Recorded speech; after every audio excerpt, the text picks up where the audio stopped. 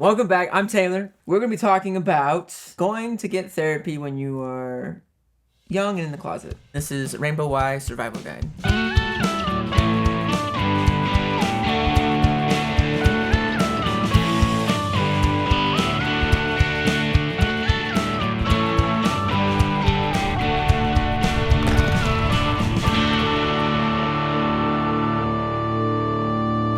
This subject's a little bit difficult, mostly because I don't have an answer that's straightforward. I have a lot of things for you to be aware of so that you can construct your own path and kind of find what works for you. We're gonna go to a range of 13 to 26, just because 26 is the year that you get off your parents' insurance.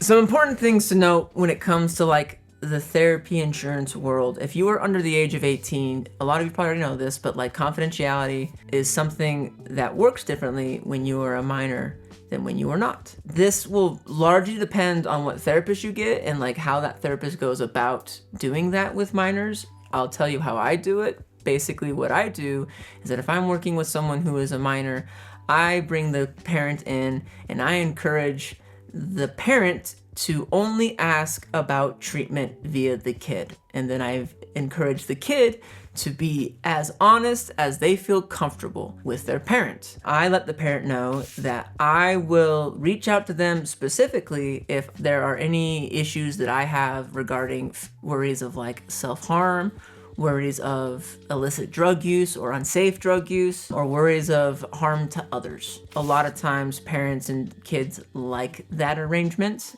I tell you this just so that you might have a suggestion for your therapist should they not have a way to go about doing this. Another important thing to note, your therapist does not need to tell parents about your treatment. There's no reason outside of the things that I've mentioned, at least on an ethical basis, for a therapist to go out of their way unless there's an arrangement to let your parents know about your treatment. It should not matter if you come out to your therapist. They should not tell your parents that information. That is information that should stay in the therapy office. That is information that you should expect to stay in the therapy office. That's just some stuff to bear in mind as far as your client rights as you're stepping into this clinical world as a patient. The biggest thing when it comes to seeking out help when you're closeted is knowing what's basically available. And I know what you're thinking. You're like, Taylor, what if I fucking don't? That's the whole reason why I came to this episode. And it's you're goddamn right. That makes sense. Let me tell you. Psychology Today is a really good place to specify what you are looking for to a relatively reliable degree. So that means insurance, that means therapy modalities, that means whether or not they're queer affirming, etc. And that's what you're gonna wanna be looking for when it comes to finding what's available for you. You wanna go for something that feels like you're going to vibe with it. You can make that determination based on their advertising. You can make that determination based on a professional's bio and picture. What I would recommend is you would make that determination after a session or two. This is the part that's kind of difficult because I imagine a lot of people that are looking at this episode are going to wanna make sure that they are able to maintain some level of security or privacy when it comes to searching for queer affirming therapists. And this is gonna be probably that's gonna be the most difficult, because what I would recommend is picking 3 therapists that you think you would vibe well with and then going and seeing them, which I know is a little bit more on the expensive side, but you won't know until you experience the therapist. And the research, just overall, suggests that the highest indication of successful therapy is whether or not you vibe well with a therapist, if you feel connected with a therapist. And so if you find someone and for whatever reason you just don't get a good connection, they're not your cup of tea, that's okay. Maybe give it a session or 2 if you would like, but you don't have to. You're not going to get what you think you're going to get if you try to force yourself to go to a therapist that you don't like. If you feel resistance, if you feel a sense of strain or tug in that kind of way, I want to give you permission to go find a therapist that you vibe with, that you rock with, that you feel like you can get a rhythm going with them. That's what I'd recommend. So Flourish Therapy, if you want names, Flourish Therapy in Utah County is a pretty prominent therapy office that does a lot of work for queer affirming therapists. There's a lot of private practice that you'll find through Psychology Today is what I'd recommend there. You can also contact your insurance provider and see people within your network, and depending on the insurance provider, they might give you a host of different ways of which you can go about deciding which therapies you like. So there might be reviews. They might have other filtering aspects such as like what kind of modality or if they're queer affirming and stuff like that. So there's going to be a lot of exploration when it comes to this, and I want to emphasize that exploration will pay off. It will be annoying. It may be slower than you would like, and I understand the frustration with that, but I really want to emphasize that effort is worth it because it will be going towards your overall better treatment. And that's what I think you deserve. Online therapy is kind of similar to like real life therapy in terms of like searching for a therapist, but in a worse way. You may find a good one. You may find one that you vibe with, you rock with. Online therapy probably has its place as far as like convenience goes and maybe affordability and stuff like that. I think it just depends on your situation. The same rules apply. If you find a therapist that you rock with and it seems that you can make that work within your life, then I mean, go for it. The biggest thing is that like, you will likely not find like a perfect match for what you're looking for as far as like receiving services. What you want to be looking for is satisfying. You want to be looking for is like, does this vibe with you? Do you feel connection? Do you feel authenticity? And maybe there's a lot of you that's like, I don't know what that feels like. I don't know how to tell. I don't know how to judge that. Go with your gut. Validate the space that you take up. And let that matter. I know you've probably lived in environments where that hasn't mattered, and that's been conditioned to you to be maybe selfish or un-Christ-like or whatever. But we're talking about your health. We're talking about how to take care of you as a person. And if someone else isn't going to, at the very least, you should learn how to do it. For those who don't have insurance or have to do private pay, there are a lot of private companies, like private pay practitioners, who have like sliding scale types of payments or like other forms of potential income-based forms of payment. It varies from clinic to clinic to practitioner or office to office. So you'll have to kind of like figure that out if it's not listed on like a website or anywhere. You might have to call and ask, but a lot of places will do a sliding scale based on your income. So a lot of them, the organizations that we've talked about in previous episodes, whether that's at BYU or otherwise, will have ways of which that can connect you to low fee or no fee type of resources or treatments. However, I will say, here's the overall difficulty as far as like scales go. You can go fast or you can go slow. You can go expensive or you can go inexpensive. Typically speaking, if you go the inexpensive, you're gonna end up having like a more slower process that comes with this dimension of healthcare. There's a lot of people that want to provide more accessible healthcare, but there's a lot of red tape. Additionally, if you're a student at a high school, your guidance counselor, that's where I'd recommend you start looking for network resourcing. Your counselor will be able to do that. And there are different types of like privacy laws that have to, I think it's FERPA, between you and a guidance counselor. Similarly, they don't have to tell your parents about that kind of stuff. And you can talk with them. I'd recommend you talking with them, making sure that you feel a level of security about what you're going to say is going to be protected. I would ask them to help you connect to different types of resources, whether that's going to a college that you're attending or just like resources that are available within the community. If your guidance counselor does not have that type of thing, I would look for caseworkers. That's an underutilized resource in some way. They're busy, don't get me wrong, but not enough people know that you can go to caseworkers to find these types of things. And they have a lot of connections on how to navigate the red tape of these types of resources that are available, whether it's state resources available or private resources that are available. 211utah.org, I think is the website, or just like if you Google 211 Utah, it'll come up. That's the state's kind of amalgamation of available resources that has housing resources, that has casework resources, that has financial resources, medical resources, just a kind of like a directory that shows where you can find different helps in different kinds of ways. They're not necessarily queer specific, but that's just a place that you can be aware of or find what's available. For the older people going into college, your college resource center will probably have a lot of places of which you can go, again, explore. I don't want to build up this sense of like, you can go to these places, they'll provide you a roadmap and you'll find resources pretty easily.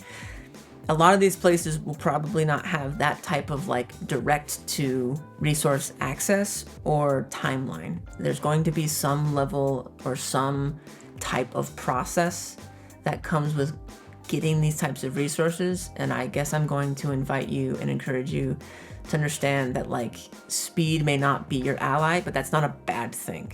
I can understand the necessity, and that I know that like a lot of you have been going through a lot of things that are difficult to deal with. Sometimes speed is just not going to be on your side, and that's just kind of how this goes, and I'm sorry. I wish that I could provide something that would overcome that, but the most that I got for you is to be persistent. Just be annoying. You deserve the resources that you are looking for, and also on a macro scale and a large scale, the more people that express the need for these types of resources, the more reason the professionals have to be like, hey, look, there's a need. Let's bolster these resources. If you're persistent in that kind of way, that kind of gives credence for these types of things to be strengthened.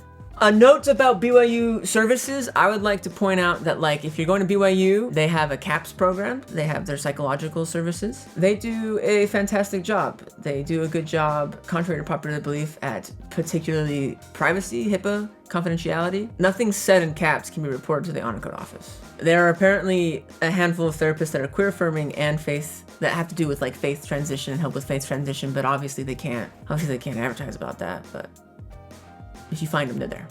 If that's something that's available to you, I would recommend, and I would think that you would get more benefit than harm going to CAPS if you're at BYU seeking therapy services. I understand that they're probably overloaded and there's probably a long wait time, but if you can get there and they're available to you, I'd recommend it. They're doing a good job. Obviously, if you're in crisis, 988. Obviously, if you need more immediate services, the University of Utah has a warm line for like things that are under the realm of like, hey, you're gonna kill yourself pretty soon, or you're thinking about it. That's kind of like where you're struggling, you're having challenges, you're trying to navigate and work through stuff. The warm line's a good place to kind of get some immediate action. There's also the Mobile Crisis Unit, MCOT. You can find the University of Utah's website, Huntsman. Huntsman has crisis lines as well as like other national hotlines or suicide hotlines, related crisis hotlines that you could find if you're needing help right now. Or, I know as shitty as it is, the emergency room. If you're in a position where you need immediate care, you need immediate help, there's a danger to yourself or others, and the emergency room is kind of like your go-to. I hesitate to say that the police is also a resource that you can use, but when it's relevant, the police is there. I will say, I'm going to say this advice with a whole lot of caution. Policing in Utah, in my opinion, is very limited. They have a lot of weaknesses. They don't do a good job. Oftentimes when I give like the HIPAA conversation with my clients, I let them know that I would rather work with them, the clients, than I would work with the police, because I'm better at my job than the police is. So bear that in mind. If you're going to call the police and you're going to access those state services, I would encourage you to be aware of where their strengths are and where their weaknesses are. I would only call the police if you are utilizing something that they are strong in. Other than that, don't. Call a mental health professional. Let's talk about LDS Family Services. That place sucks. Sucks. Oh my God. I've been told that I have freedom to say whatever I want about this. I was given the suggestion to say, last ditch, if this is your only hope, this is all that you got, LDS Family Services, no. Don't go to them. I'm sure, and let me be nice to the individuals who are going into mental health to try to be helpful in that type of way. I'm sure there are some therapists in some places that probably do a good job, right? I'm sure they're probably good therapists. They need to quit and not work at LDS Family Services anymore. LDS Family Services is not good mental health treatment. 100%, I don't want to say like unethical, but I will say don't go there. Let me explain a little bit more as to why I don't like LDS Family Services. And to do that, I need to put a little bit of context around like ethical practice. So as a social worker, I have a code of ethics. There are a few other designations: clinical mental health counselor, licensed marriage and family therapist, licensed psychologist, all that jazz, that do therapy work in some sort of way, all of which have similar code of ethics. Part of that code of ethics is that we are not as medical professionals, we're not supposed to kind of like impose any religious idea outside of whatever the client wants to bring in. Like, our job as the clinical professional is to make sure that we provide space for that person to have spiritual or religious belief. We are not the person that is supposed to like impose or encourage or discourage any sort of religious or spiritual affiliation. LDS Family Services, their priority is to perpetuate church standard living, LDS church living specifically, over their therapeutic capacities. So I guess I could say it's unethical. I don't think they have their ethical priorities in line, and I don't think that good therapy can be done, whether it's with LDS Family Services or any religious themed therapy. I don't think there could be good, sustainable therapy when that is your priority, when you're trying to encourage a specific religious standard. Another important thing to note, due to the LDS Church's not so clear stance on transgender issues, they don't have the adequate resources or training or information education to provide services for transgender issues. If there is a whole organization that does not have or is under-equipped to deal with the type of issue, that is not competency. And if that organization is engaging in therapeutic intervention without that competency, I'll let you be the judge of that, but I would call that unethical practice. Let me be, if I may, be greedy a little bit. This isn't like my opinion as far as they want to encourage church standard living. Like, that's the goal that they say. Like, that's the goal that comes from their website, their kind of like creed, their therapeutic approach is they want to encourage church standard living over therapeutic practices. And so they're pretty blatant, they're pretty apparent in the way that they go about doing that. I have also had plenty of stories. I know of people who work there. Like, there are stories of high fives and celebratory moments between therapists because they have helped a client who is considered leaving the church continue to persist in church activities and functions. And this may sound just harsh, but I really want to emphasize from like a professional standpoint, that's inappropriate. Not only inappropriate, bad practice, in my opinion. I mean, and I would even say to some of the ethical guidelines of being a mental health professional. Again, our job is not to impose a religious affiliation on you. Our job is to help you navigate your life and live what you would like to live in a healthy manner. And so that there is a organization that is providing therapeutic services, but they're superseding code of ethics with doctrine? No. Bad. Even if you're not getting your LDS member and you want to go get therapy services, do not go to LDS Family Services. And remember, friends, stay alive, stay safe, stay gay. Catch you later.